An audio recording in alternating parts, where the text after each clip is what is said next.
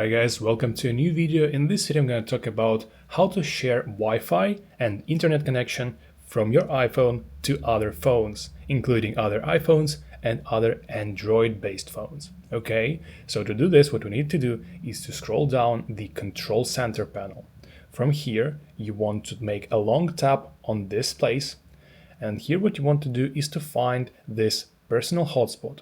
Make sure that the Wi-Fi on your phone is turned off and the mobile data is turned on, because the share will begin and process from the mobile data and never from Wi-Fi. Okay, so once you found the hotspot button, you want to tap on it once. Now it says discoverable. What it means is that other people with other phones can find your Wi-Fi hotspot in their Wi-Fi network selection, right here, for example.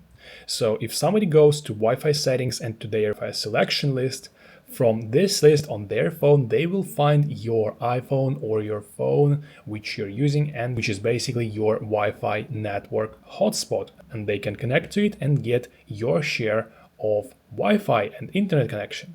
Okay, now if you don't have your Wi-Fi set up yet, what you want to do is to go to this personal hotspot tab in your settings, tap on it once, and here what you want to do is to press allow others to join, then set a Wi-Fi password. You can see mine is too difficult, so I would prefer to change it for something by far easier, right?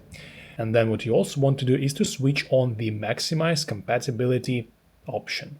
Okay, just like so. So people who are connecting to you are having easier time connecting and less chances for it to give some unpleasant results. However, it can reduce the overall internet speed they are receiving. Okay, if you found this video helpful, please consider liking this video and subscribing to our channel.